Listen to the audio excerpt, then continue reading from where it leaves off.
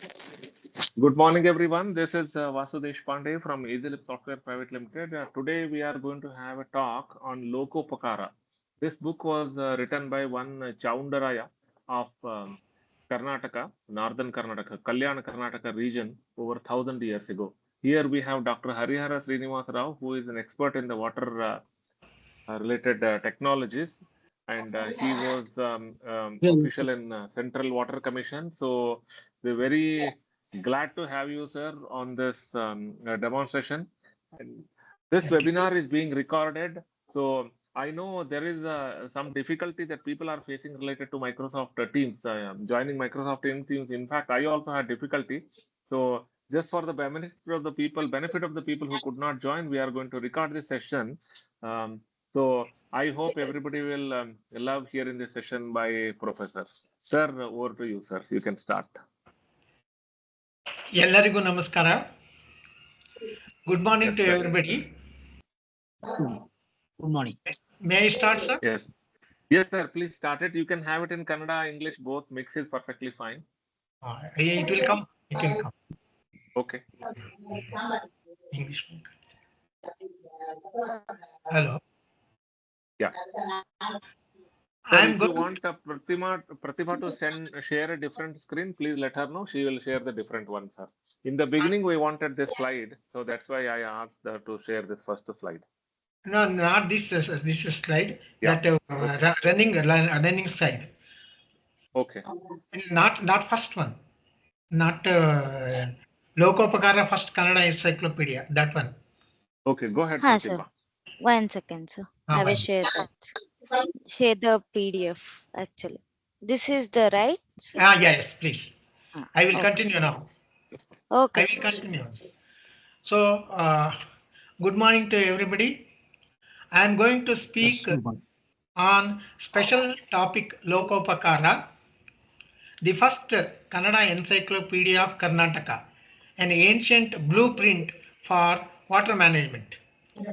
My name is Dr. Harihara Srinivasa Rao from Bangalore. I work in Central Water Commission. Now I start the subject.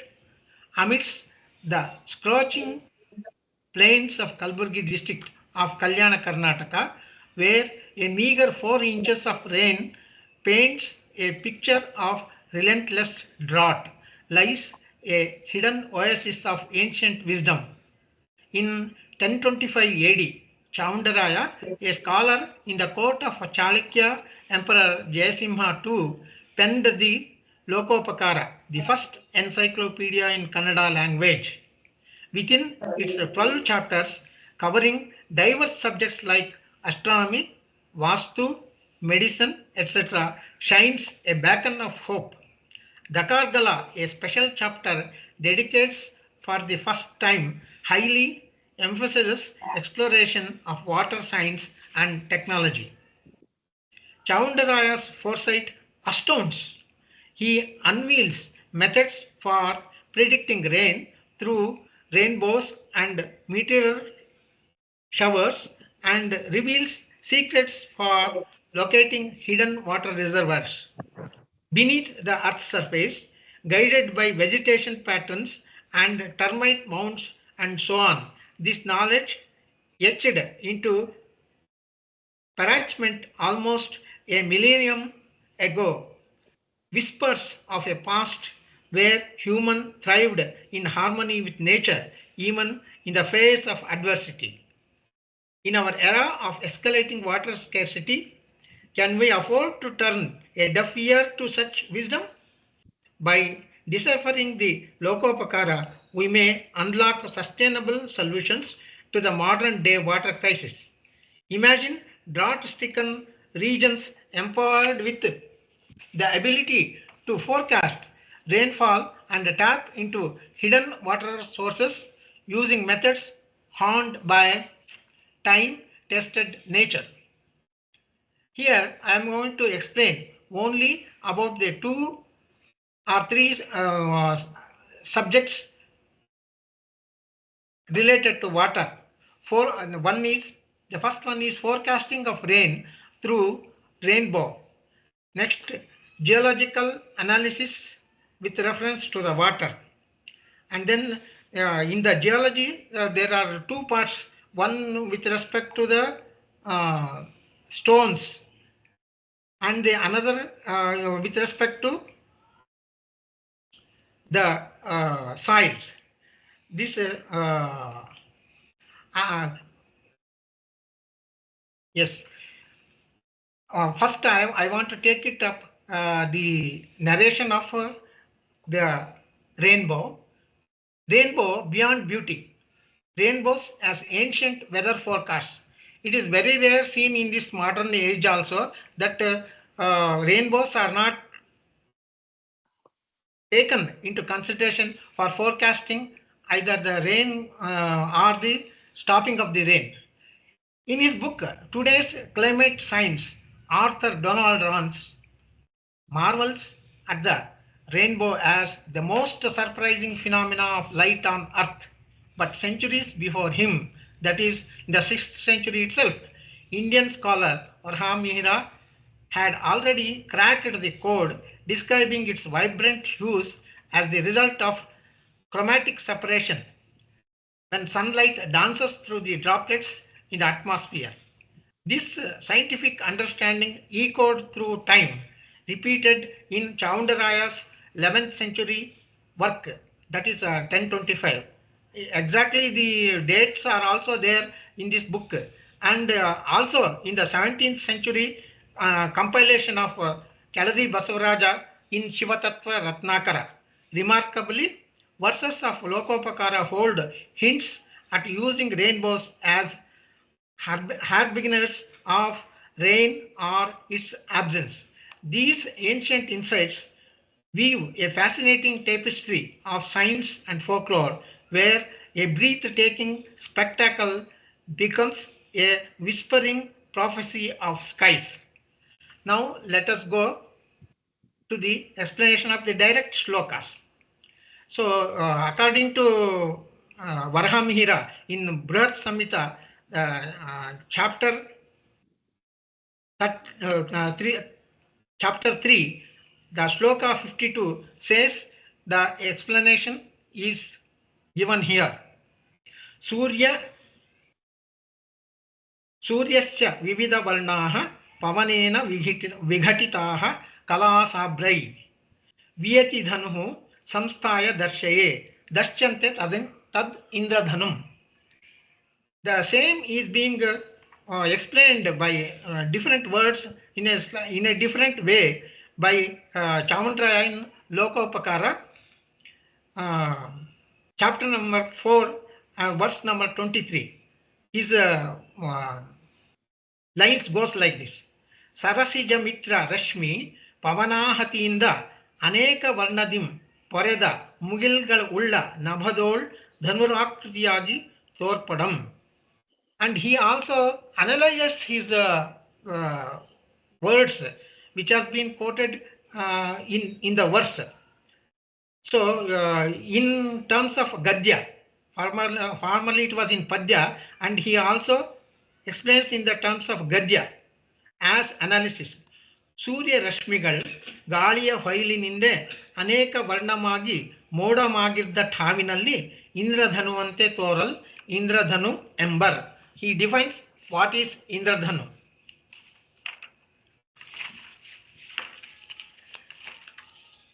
So he in the Brihat Samhita, the author Varamihira says the rains of sun scattered by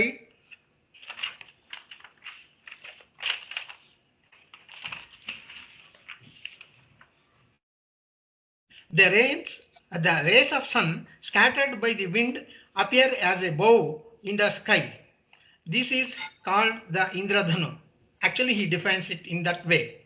In Lokopakara, let us see how he says.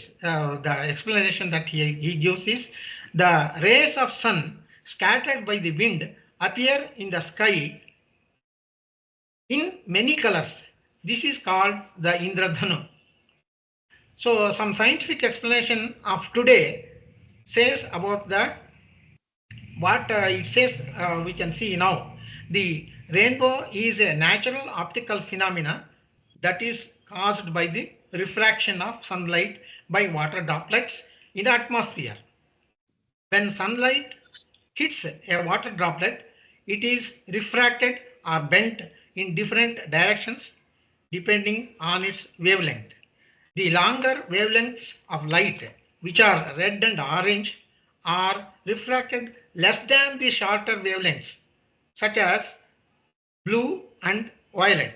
This is why the rainbow appears as a band of colors, that as we normally say it as a vibgaya, with red on the outside and violet on the inside. Let us now compare what Varahamira says and the author of Lokopakara says. These are the some viewpoints. Both verses actually describe the basic phenomena of the rainbow. They both state that the rainbow is caused by the sun rays being scattered by water droplets. However, there are some key differences between the two verses. The Brihat Samhita verse is more poetic and descriptive. It uses the word dhanaha to refer the rainbow, which is a Sanskrit word that means bow. So this suggests that the author of the verse thinks of the rainbow as a curved object like a bow. The Lokopakara verse is more scientific. It uses the word varna to refer to the colors of the rainbow. This suggests that the author of the verse was thinking of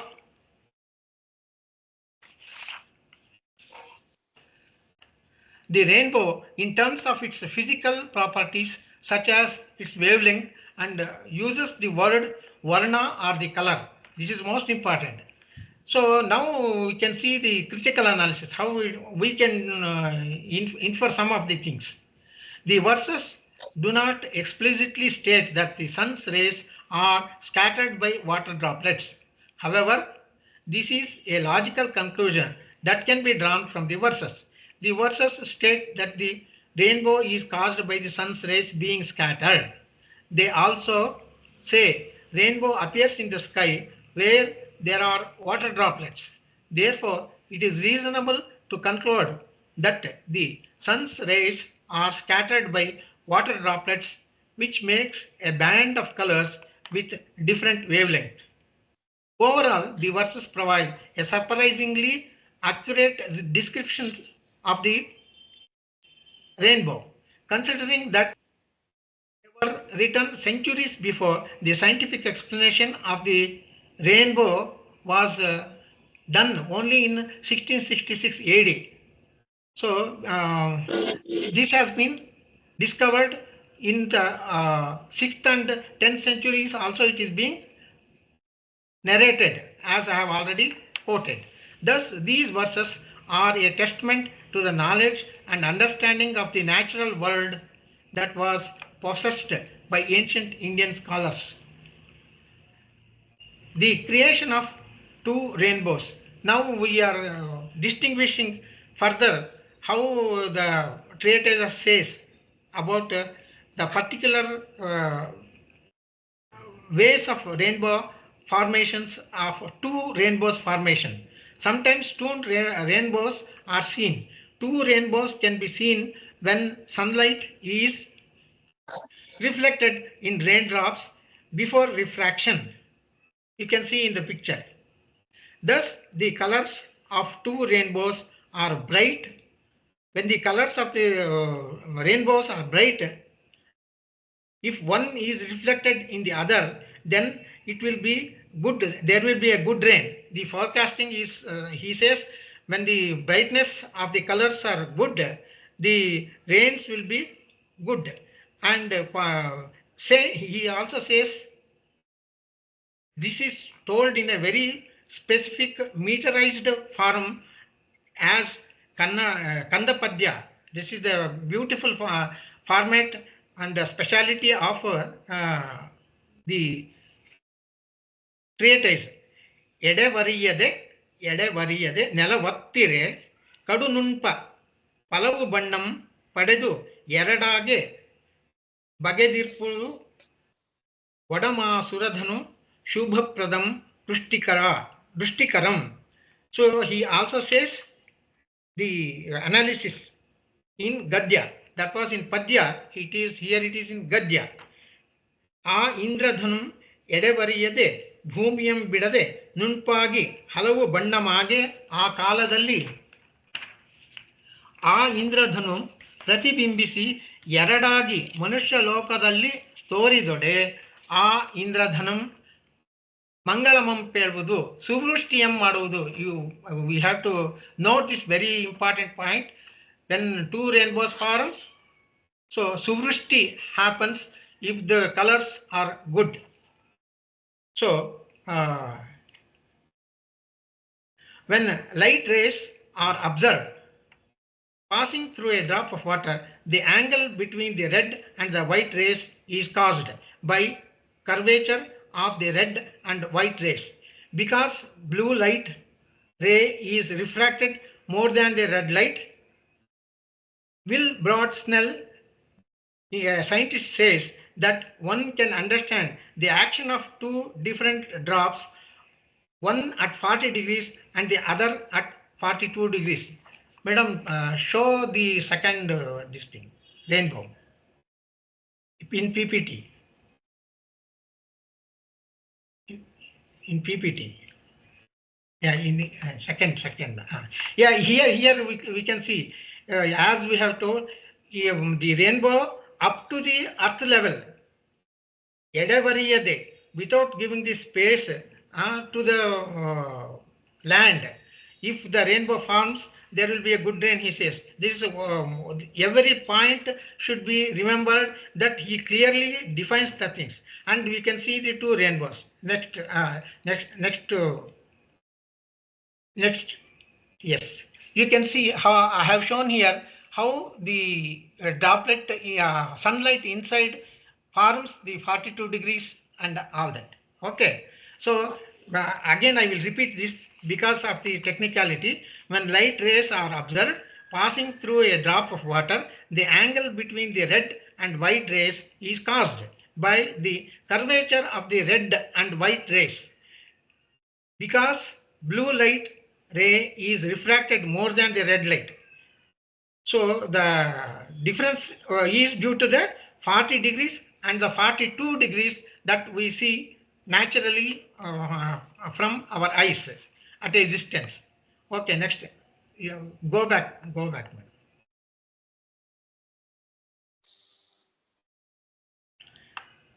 So the width, next. Thus, the width between the two colors of rainbow has 2 degrees. Here, the blue ray in a droplet is mostly reflected to red, but the blue part inside the circle is mostly visible to us. This is because the angle 40 degrees is smaller as we are looking from the another perspective path. This is important. And the slide again, madam, third slide.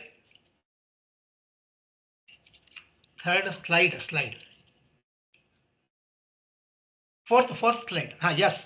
So it is most important. It is not only as we have told, our ancient people have the great knowledge of observing the nature. There is one inscription itself which speaks about the water types. And so in the Shavanabelagala area, in the Shavanabelagala itself, in the Chikbetta area, there is one inscription which says Surachapam Bole. You cannot, if you see the slide, you can never say that it's a Kannada character, but it was written during the period of 6th and 7th century. So I was talking about Varahamira of 6th century. During the 6th century itself, in the inscription itself, the name of rainbow comes. He calls it as a Surachapam. The first few characters, it says Surachapambole, Vidullateya Manju. So this is the definition of water which he compares to the life which are very, very temporary. The Sharanbalgola Muni, about Muni, when he goes for Samadhi, before his after his Samadhi, this inscription has been written or etched on the stone itself. Anybody can see that. If you go to Sharanbalgola, especially in the Chikkapetta, and this is being specially preserved by the Archaeological Survey of India and the state also. So next.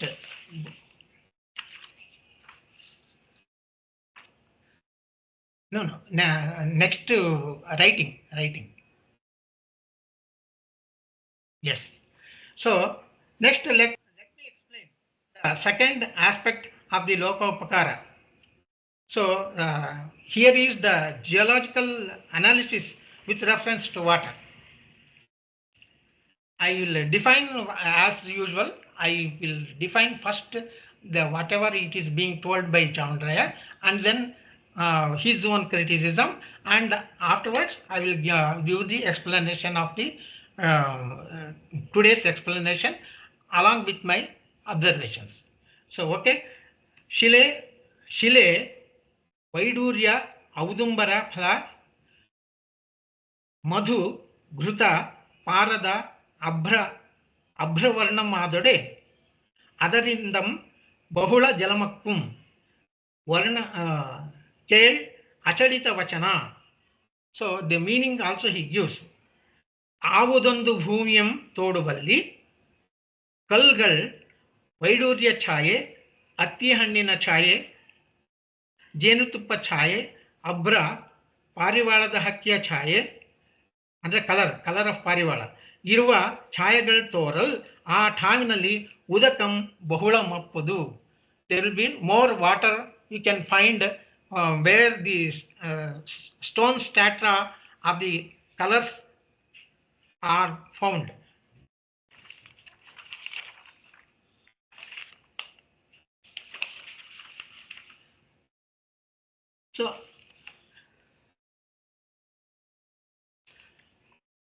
So next, how the stratas are found and what is the importance of how the stratas are woven in the earth. It is being, we should understand certain things to be noted. So the soil is made up of many times, as we know, of rocks. Soil is the upper layer, as we know. The below layers are rock layers, and to know in detail the process of water accumulation and discharge in the above mentioned rock layers, the following points are most important to be noted.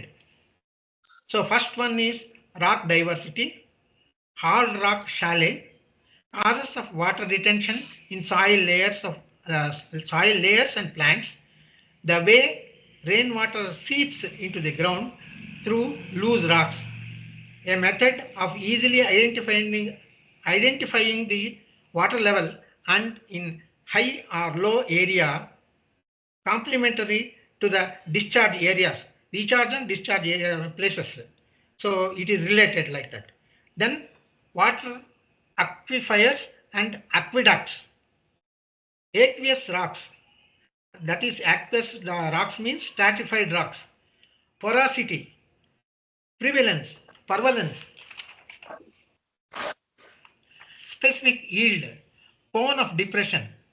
So the author further narrates, if the rock area is appearing all the 8 corners of the site or the directions of the area, ಶಿಲಾ ತರಂಗಗಳು ಒಗೆಯೇ, he specifically mentions this ಶಿಲಾ ತರಂಗಗಳು ಅಷ್ಟದಿಶದೋಳ್ ಶಿಲಾ ತರಂಗಗಳು ಒಗೆಯೇ, water will be available in plenty. So he says very nicely this. So but at the same place, if these directions are different, in a different way, if the combination comes means there will be less water. Also he specifically says where the 2 directions meet, there will be a less quantity of water availability. 1 minute.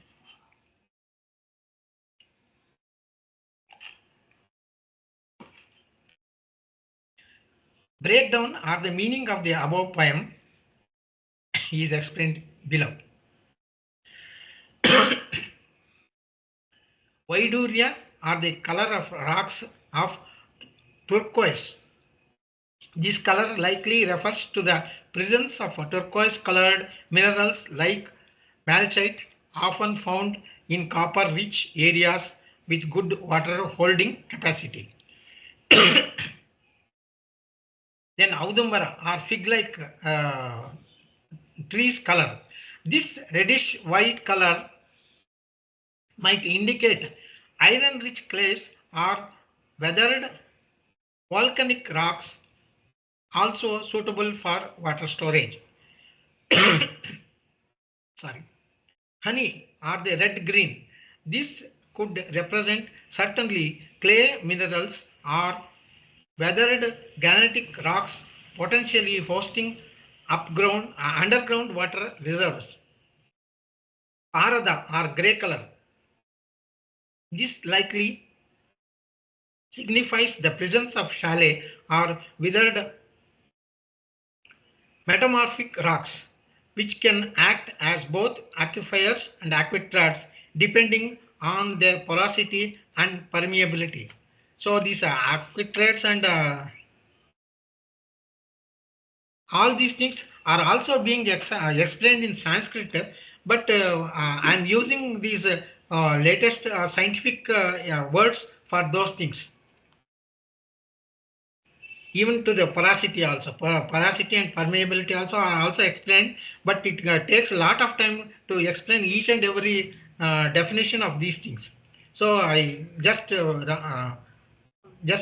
I'm just mentioning the quality of those things. Bingada are the birds. Example, pigeons. These migratory birds are known for their preference for water-rich environments, further supporting the presence of abundant underground water. The poem emphasizes the importance of understanding rock diversity and how different rocks layers influence the water retention and discharge. It highlights the need for considering soil properties like porosity, permeability, and specific yield to assess water availability. The poem mentions the concept of recharge and discharge zones, emphasizing the importance of identifying areas where water accumulates and flows out also. So he symbolically represents the quantity of water, how it flows and collects in certain specific stones and all that, stone stratas. It briefly touches upon the significance of aquetrads, rock layers that limit water flow but can still store significant amount of water. In essence, the poem serves as a practical guide for identifying water sources based on readily observable clues in the soil and landscape. It demonstrates the deep understanding of hydrology possessed by ancient Kannada communities and their resourcefulness in utilizing natural indicators for water management. Okay, next we'll go. Hitherto, we have seen the types and rock colors. Now we see what is the soil and the water relationship. The verse says, Udakam kap esedirpa mannolage akkum ನೀಲಿಯಂ ಪೋಲ್ವ ಬಣ್ಣದ ಮಣ್ಣೋಳ್ ಬಿಳಿದಪ್ಪ ಮಣ್ಣೋಳ್ ಇನಿದಕ್ಕಂ ದೂಸರಂ ಪನ್ನ ಬಣ್ಣದ ಮಣ್ಣೋಳ್ ಪರಲಾಗಿ ಕೆಂಪೆಸುವ ಮಣ್ಣೋಳ್ ಕೃಪೆಯಾಗಿರ್ಪುದೋಳ್ ಬೆಳ್ಗೆ ಎಸೆದಿರ್ಪ ಮಣ್ಣೋಳ್ ನಿರ್ವ್ಯಾಜ್ಯದಿಂ. Nirvyajyadim, it should be noted. So it gives a clue at least for the further studies of these particular color soils. So the explanation that I can give is water will be available where the following different types of soil colors are found. The black color, uh, blue, golden color, pale and red, pale red, mixed color, white and red colors. The availability of water in soil can be influenced by various factors including soil color, which often indicates certain characteristics that affect water retention. Here are some relative terms how it is the colors of the soil are useful to be tested for the uh, water quantity first of all, and then also furthermore it will be for water quality also. So black soil often this is the recent studies that what we do normally in the geological sciences, especially groundwater, often rich in organic. There is black cotton soil or black soil. Black cotton soil is different and black soil is different.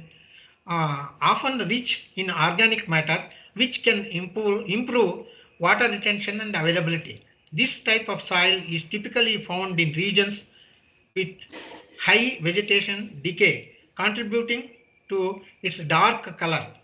Black soil is formed due to the pulverization of burnt coal in the district of North Karnataka, where these charcoal beds are present. Here is the sure answer that the quantity of water available in the wells dug is, according to latest geological survey, they say that there is 1 liter per second in the black soil. So going to the blue colored soil, this is less common and might indicate the presence of certain minerals or poor drainage. In some cases, blue soil can occur in waterlogged conditions where there is a lack of oxygen.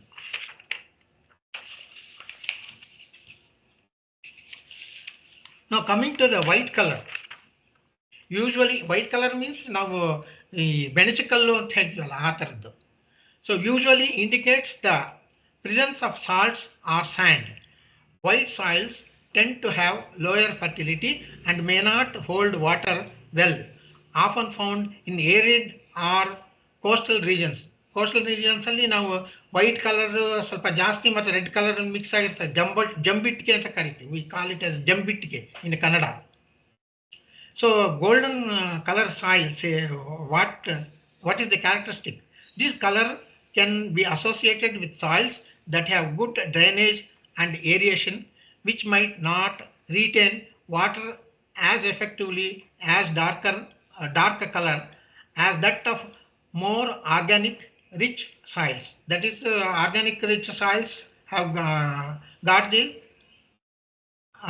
black color almost. Pale red soil. The red coloration typically comes from iron oxide, that is rust, which does not significantly affect water availability. However, the soil structure and other properties like organic matter content will play a larger role in the water retention. Mixed color of white with red. This could indicate a combination of the characteristics mentioned above with the presence of iron oxides and possibly sand or salts. Water availability in soils is primarily governed by texture, structure, organic matter content and depth. Soil color can be an indicator of these properties but is not a direct measure of water availability. For instance, darker soils may suggest higher organic content, which usually correlates with a better water retention. Additionally, soil's water holding capacity is a key attribute quantifying the amount of water available for plants that the soil can hold, typically estimated under the controlled laboratory conditions. So this I have taken it from the magazine Nature. So there is an article called as Prediction of Soil Available Water Holding Capacity Visible Near Infrared Reflectance Spectra. So this has got a base for our Chavindarayas or Varamira's narration, what they speak about the stratus of soil or the stones. It is important to note that while soil color can provide initial insights, detailed analysis including texture, structure and water holding capacity is essential for a complete understanding of water availability in different soils. So next, now let us see the relationship between the vegetation and the termite with reference to water. So beautiful poems are there here. In order to explain each and every word, we have to go for a longer time. So I'm restricting myself. Jalarahita Deshadol Nerala Maradim Moodalu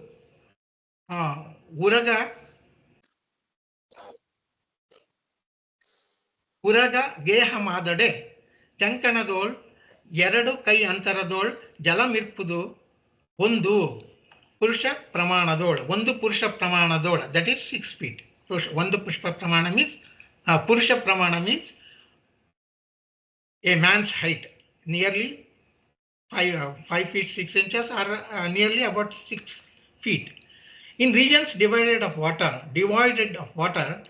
Nerala tree, that Syngium fumini, often thrives and proximate to its eastern side. Termite mounds are found commonly observed. Scientifically, termites are known to alter their environment significantly, and their presence can indicate subterranean moistures. When an anthill is found east of such a tree, excavating approximately 2 cubits equivalent to 2 spans of a hand or roughly 128 inches near the termite mound can lead to the discovery of water. This practice is rooted in traditional knowledge.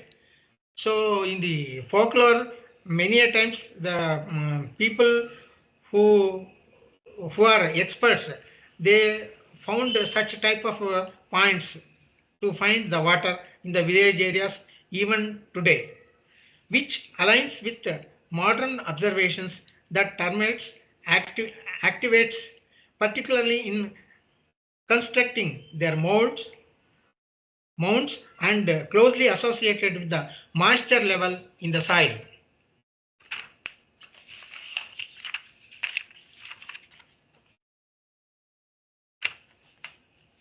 Furthermore, the 15th verse alludes to another trait of Nerala tree.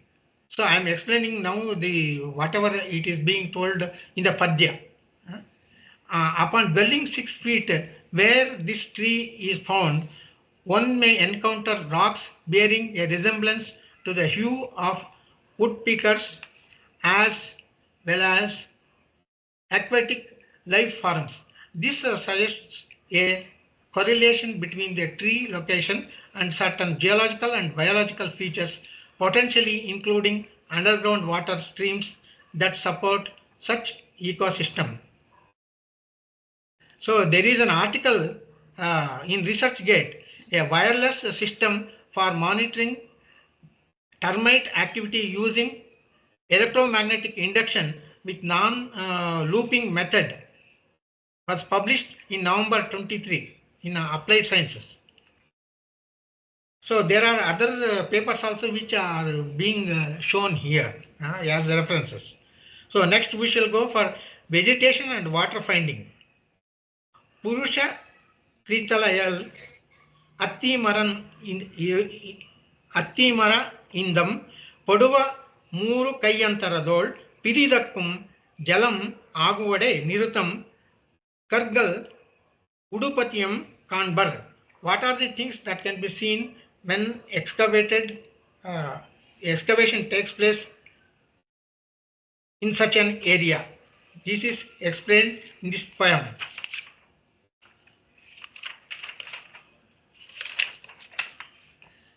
3 meters to the west of Attimara are Fishes Rasmus tree, and excavation reveals a stratum where black stones and serpents are prevalent.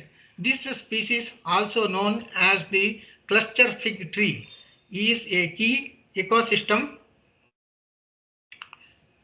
species and a sacred tree in India. So Audumbara is a very prominent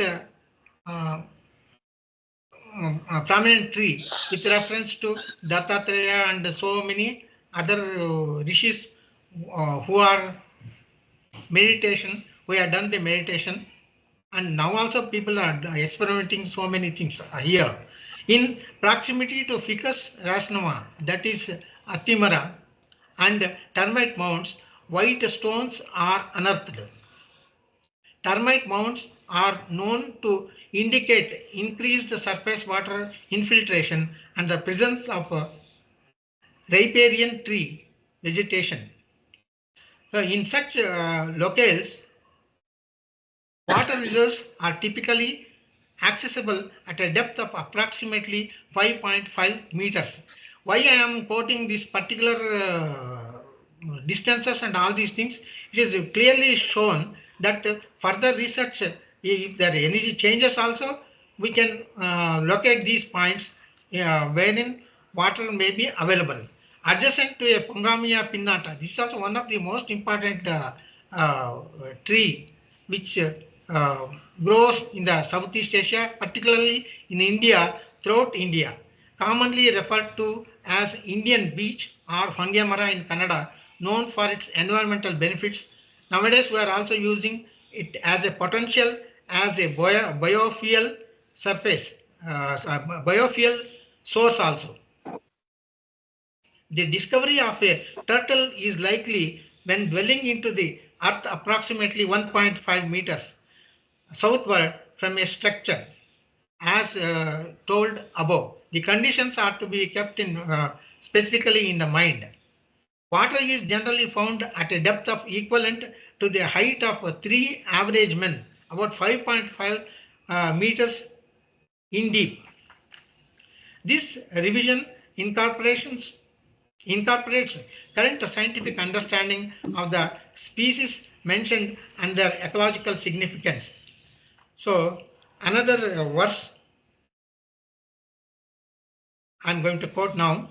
Dorakole taliyim paduva puttire neer adarim tenkanadol ಮೂರು ಪುರುಷದೋಳ್ ಆಗಿ ಭರಿಸದಕ್ಕುದು ಮಾಮರಕ್ಕೆ ಮೇಣ್ ಪುತ್ತಂ ದೊರಕೊಳೆ ತೆಂಕಲದಿಂ ಪಡುವಲ್ ಪುರುಷತ್ರಯಕ್ಕೆ ಅಚ್ಚರಿಯನೆ ಮೂಡಣದಿಂ ವಸರ್ಗು ಸಲಿಲಂ ಜಯ ಬಂಧು ನಂದನ. So nicely he speaks about many things here.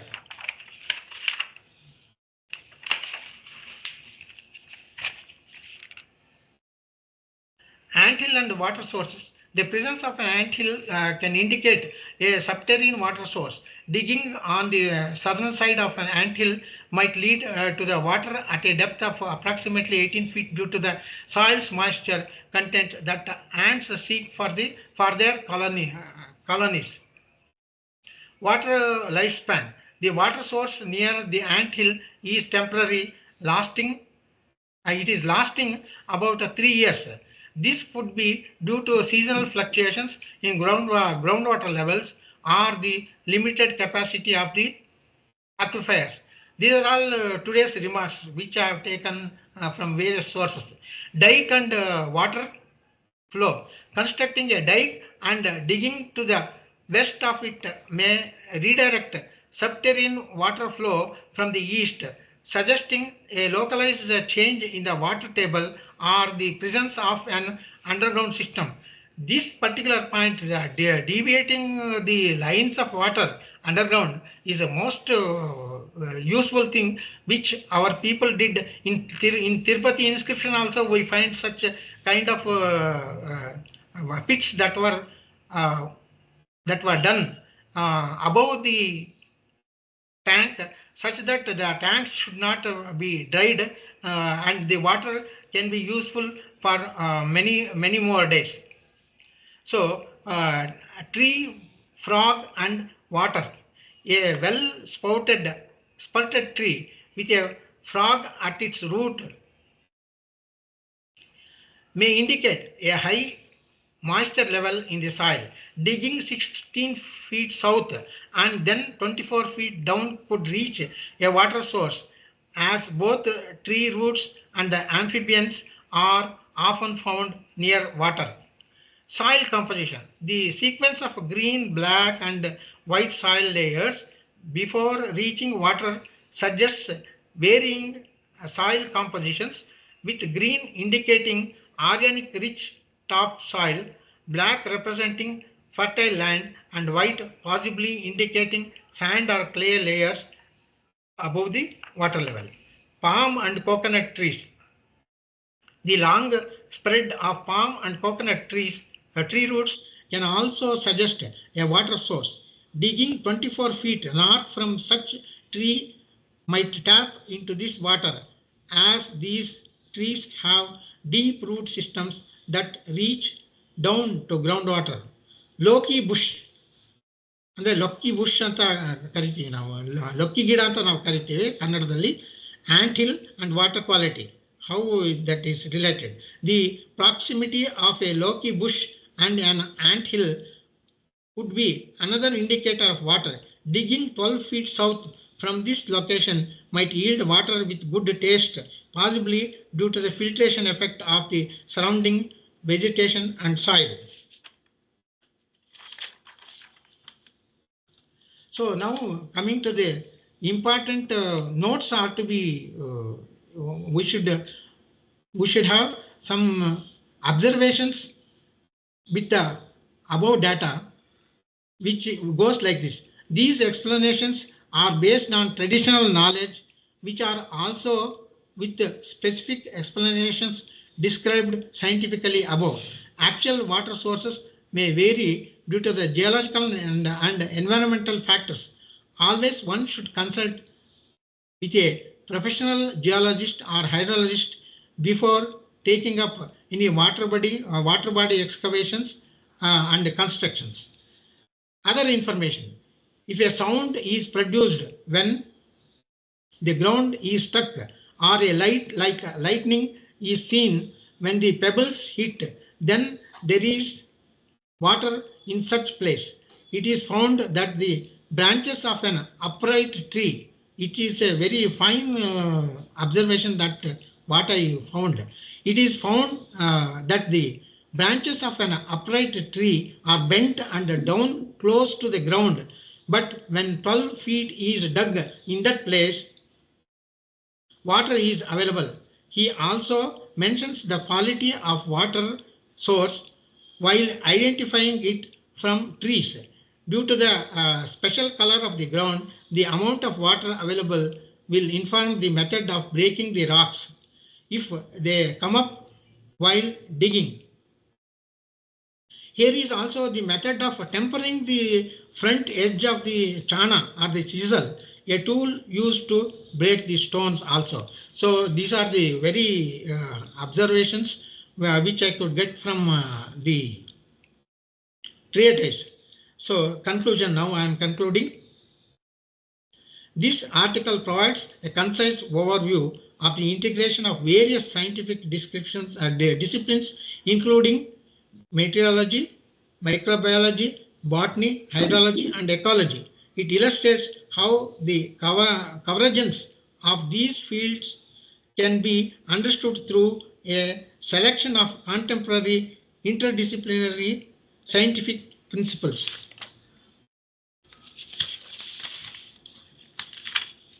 It is also noteworthy that the treatise in question, which is nearly a millennium old, has witnessed numerous environmental, geographical, and other changes over the time. Through collaborative research involving the hydrologists and geologists, there exists a potential to harness this historical knowledge. This could lead to application of ancient water management strategies to address modern challenges of drought, utilizing current technological and advancements. Technological advancements. Thank you for for all the viewers for patience hearing, please, and giving me the opportunity to present this. Dr. Deshpande and his assistant. Namaste, sir. Yeah. Thank you, Dr. Harihara Srinivasa Rao. It's been a wonderful presentation. I was hearing that. Yes. Thank you. Actually, it's very, very nice. Actually, I have a few questions. Can I go ahead? Please. Yes, please. Yeah. Yes. The first question is, out of the so many methods you had explained how to find the groundwater, right? Which is the easiest, most practical method that we can use in our fields, in our home, in the lands? So, first thing is the vegetation. Okay. Vegetation, various plants are there. You see the difference between the vegetations also. He says Tengin Mara, Tali Mara. Okay. And Neral Mara. So all these things are still available in partial, in a very great landscape of Gulbarga district particularly, and Bidar, Raichur districts. And still the trees are existing. Such trees, specifically specific trees can be explored. What is the what is the nature of those trees that absorbs and keeps for its growing as well as the evaporation. You should also know how the evaporation will also take place, sir. So any tree of what is being told here, especially Pangamia pinnata, it is a multiple utility. Okay. I have done special research on those things. So Pangamia pinnata, all these are multiple things which we can very easily conduct, and especially we have to go through the methodology of nowadays through satellite images as well as observing through drones and all those things, the particular areas which is being told here, which will be of much worth, what I feel. So and you just can also to get the recap, what resonance. you said is, near those trees there will be water underground, correct? Yes, no, he has told the distances also. Correct, 3 feet or 3 yards. Yeah. You have to specifically, we have to develop such a software, or we have to observe the things and update the things which are already with our agricultural universities and all those things. How it is very simple. If you can connect such kind of things, it will be very easy for us to research the groundwater as well as the surface water also. Because I have told about the stratus, internal stratus, and the upward flow of the this thing also, which is done by gravity flows, especially in tanks, with respect to tanks. Got it. So one question: if the land is totally plain land, there are no existing trees, what is the method? I don't remember seeing that option. Yeah. So one thing. Just I will answer afterwards that the first time to read the document mentions several traditional methods for finding water source. Emphasis that you have consolidated and given, emphasizing the use of natural indicators also. Among these methods, so it's going to be a combination of multiple indicators. It is interdisciplinary. The whole methodology is interdisciplinary, and India is meant for interdisciplinary systems only. So I will complete this. The presence of an anthill is highlighted as an indicator of a subterranean water source. Specifically, digging on the southern side of an anthill can lead to water at a depth of approximately 18 feet due to the soil's moisture content that ants seek for their colonies. This is the most So important. anthill is another major. So Right. until what see, it also varies. Beautiful things are there.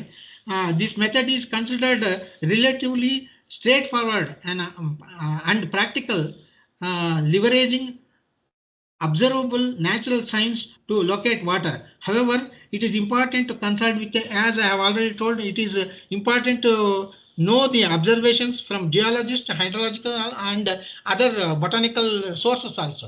Especially you can grow also. Especially Pangamia pinnata, you, within 3 years you can, wherever there is no water, if you grow Pangamia pinnata, it will be, water will become coming ಅದು there. ಕನ್ನಡದಲ್ಲಿ ಏನಂತಾರೆ sir ಪಂಗಾನಿಯ ಇದೆ ಹೊಂಗೆ ಹೊಂಗೆ ಮರ ಹೊಂಗೆ ಮರ ಹೊಂಗೆ ಮರ. ಅದು ಓಕೆ ಅದು ನೋಡಿ ಹಾಡುಗಳು ಕೂಡ ಇದೆ. ಹೊಂಗೆ ಮರದ ನೆರಳಿನಲ್ಲಿ ತುಂಬಾ ಚೆನ್ನಾಗಿ ನಿದ್ದೆ ಬರುತ್ತೆ ಅಂತ ಇದೆ. ಅದು it is purely meant for the dot areas, Kolar area ಅಥವಾ ನಮ್ಮ ಏರಿಯಾಗಳೆಲ್ಲ ಅದು ಬೇಕಾದಷ್ಟು ಬೆಳೆಯುತ್ತೆ ಕೂಡ, ಫುಲ್ ಆಗಿ ಬೆಳೆಯುತ್ತೆ. There are so many and it grows in a very big way or in a very large quantity, and there is multiple uses of Pangamia pinnata. Got it. Does sir, question, does Chavindaraya speak about predicting excess rain like in Kerala, what we saw? No, he doesn't say about that much in about flood waters. Flood waters are explained. I can give you another talk. Flood waters, how it is being controlled in our own, my own native place, Harihara itself. There is that I will cover there if you give time. If you are interested. Okay. So there is a separate science for controlling the flood waters. Yeah, definitely. And it is nothing, just the overflow of from one water tank to another water tank, and rivers can be produced. They are telling in inscriptions, they have done also the same work, and it is being recorded fully right from the centuries and centuries, particularly Vijayanagara period and Adil Shahi period and all these periods. Got it. And so despite all this being, how did we go so wrong in Kerala? No. See, we are actually encroaching or doing very harm to the environment itself. Thereby we are deteriorating it both in quality, quantity, everything. Why to go to Kerala? Here itself in our Dakshin Kannada Jilla it is happening. And there are tunnels. See, these tunnel systems of railways, this thing, it has made a havoc. Even in Sringeri area also it is made havoc. Why to go to all those things? In the Bangalore itself, the lower plains wherein the tanks were there, Tavrekere and all those things, now Silk Board, everything is flooded. Even Innova car cannot go when the flood, heavy rains are there, about 6 inches or 3 centimeters or 4 centimeters. These are the things which ourselves have done it. So unless we control ourselves, we have to suffer for the things, whether it's economically, environmentally, or lifestyle. Got it. One more question. So I hope it's okay. What can be done to control the pollution in the rivers as per Chavindaraya? Pollution, that's one of the important questions not being told here specifically, but it is covered in other different aspects. In the inscription itself, one line is there. See, if you grow the trees such as ಇದರಲ್ಲಿ ಹೇಳಿರ್ತಕ್ಕಂಥ trees ಹೌದು, ಅದು ಅಲ್ಲದೆ particular ಆಗಿ when if the roots are very much going in depth, just like our Kyagan Mara, all those things, it is being told and they have implemented also. In the 9th century itself, the implementation is there. Inscription is also there. Multikal Ankador, they say. All this I have covered in this thing in my thesis, sir. So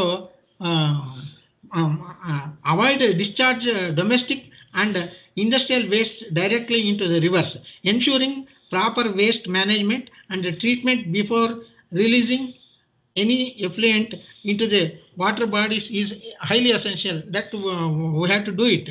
Encouraging the growth of plants, as I have told, along riverside banks, and see, growing the plants has got a lot of this thing. Sedimentation will go. and you can naturally make the filtration. And actually, it happens. It is being implemented right from Chanakya period, even beyond that. Even in Ramayana Mahabharata also, the things are there. So which has been specifically experimented by Chanakya, and he narrates like anything.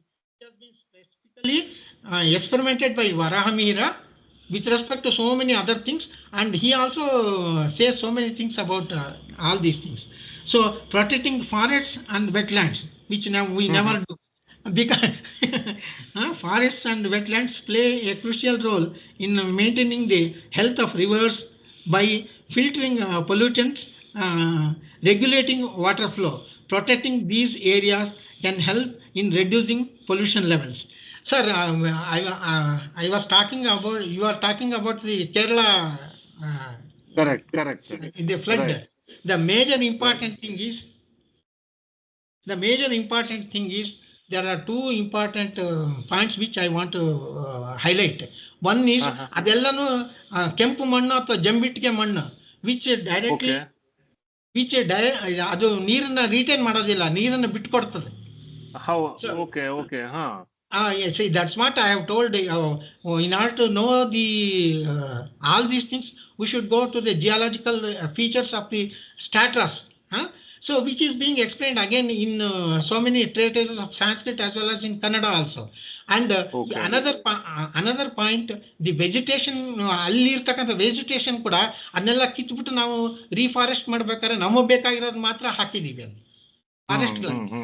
So example ನೀಲಗಿರಿ ಆಗ್ಬೋದು ಅಥವಾ ಬೇರೆ ಬೇರೆ ಆಗ್ಬೋದು, ಆ ಥರದ್ದೆಲ್ಲ ಅದು ಮಾಡಿರೋದು that has become useless for we are finding many drawbacks with all these things which has been implemented without taking into consideration the environmental factors itself. So see, everything is related to everything if we see specifically. That's why Indian thoughts are always holistic, whether it's Ayurveda, yoga, or this water sciences, or even the Jyotisha Shastra. We never bother about those things which has been directly connected, and we say that earth has got no earth as well as its water doesn't have any relationship with the other universe. Element. Okay. They say in science, but there is very specific things are there. How does it affects? Example, I want to give you the navagraha dhanyas are there. In navagraha dhanyas, everything, the cosmic rays are being attracted by those navagraha dhanyas. And our sages and saints, particularly in all our rituals, many of the rituals, especially during the festival season, we are using in particular ಇದು ಗೋಧಿ ಹುಗ್ಗಿ ಆಗ್ಬೋದು ಅಥವಾ ಗೋಧಿ ಪಾಯಸ ಆಗ್ಬೋದು. So all these things have got directly the effect of both cosmic rays along which are acting with the whole body itself. And it is our great saints are even very specifically says all these things. So we have to investigate such kind of things. And really we are following so many things also. I am not telling only the negatives. We are following many things. ಇವಾಗ ವನಗಳು ಇದು ಎಂಥದ್ದು ದೇವರ ಕಾಡುಗಳು ಅಂತ ಇರುತ್ತೆ, ದೇವರ ಕಾಡುಗಳು ಇದ್ವು, ಅವನ್ನೆಲ್ಲ ಹಾಳು ಮಾಡಿದ್ವಿ ನಾವು. ಆಮೇಲೆ ಗೋಕಟ್ಟೆಗಳು ಅಂತ ಇತ್ತು. Even also now also it is there. There are so many go-kattes in Karnataka. Nearly about 3,300 go-kattes are there, which has been noted by IIM long back, and now most of them are disappearing. Gokatte ಗೋಗಳಿಗೋಸ್ಕರ ಇರ್ತಕ್ಕಂಥ why to go there? Now you see the Gurgunte Palya. I have deciphered that name. Puri Kunte Palya. ಪುರಿಗಳಿಗೋಸ್ಕರ ಪುರಿಗಳಿಗೋಸ್ಕರ ಒಂದು ಕುಂಟೆ ಕಟ್ಟಿದ್ದದು. ಕುಂಟೆ is different from ಕೆರೆ. So again just like Gokatte, it has got a restricted area, and the lower plains of the lower spots of the that particular area are the soil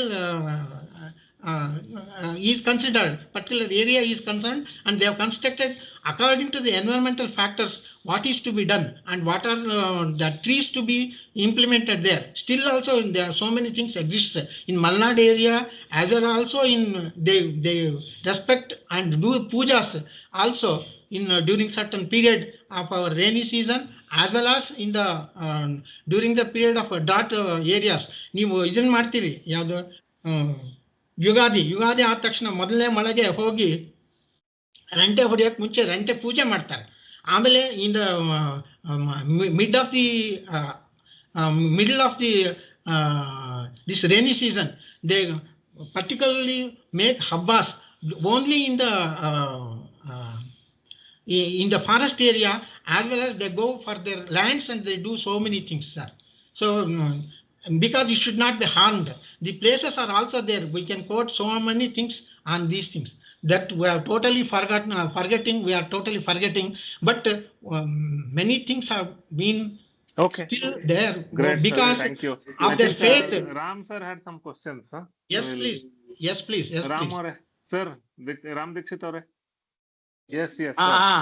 Okay. Yeah, it was a very interesting discussion, and thank you, Dr. Srinivasa Rao and Sri Vasu Deshpande. I think you had a very good, analysis of our ancient technology. And one thing I observed is that the question that Mr. Vasu Deshpande, said that how do you find water in a barren land? I mean, because there are no trees or there are no any other pointers, and the correlation of that of how to grow those trees in those areas to see that the water, if at all there has been a big rain, how it can seep into the and fuel the groundwater. So I think this is a very interesting study. What I think is there are some modern technology tools that are being used to the ultrasonic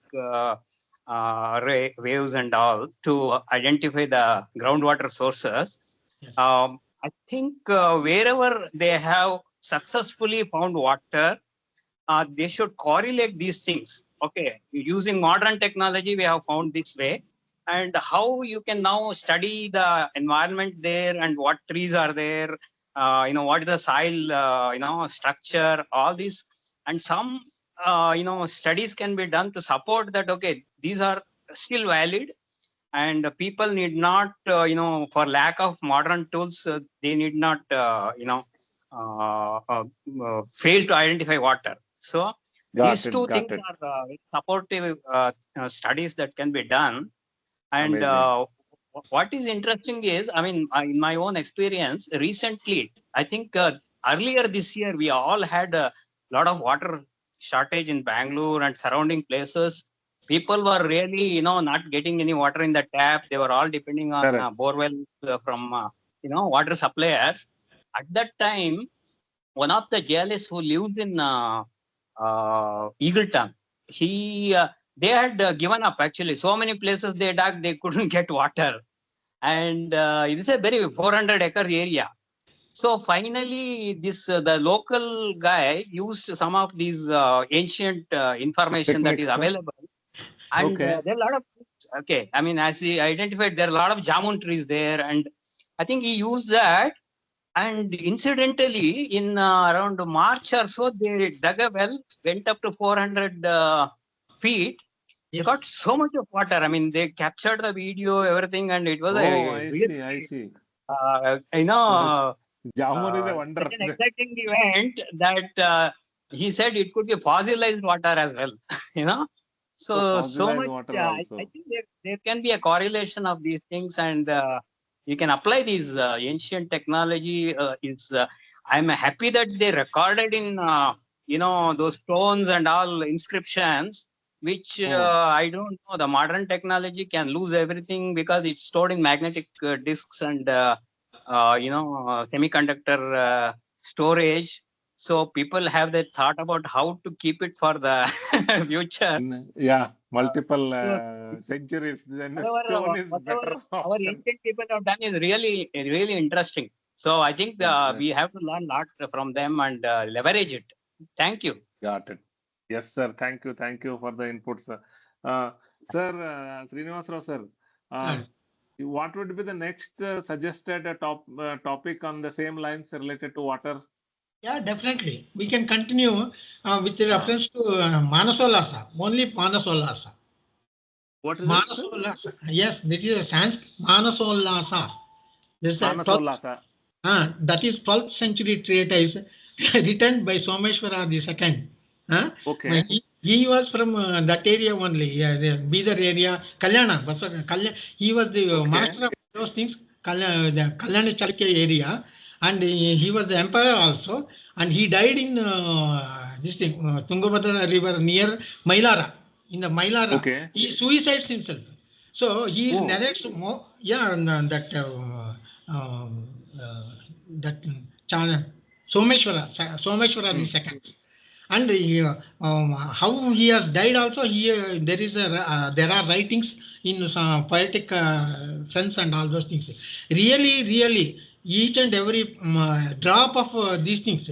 Example, I want to tell you how even the 2,500 rains that comes in Malnad area as a whole, right from Kerala to Gujarat. See how the temples are being sustained since from centuries. Do you think Right. of that?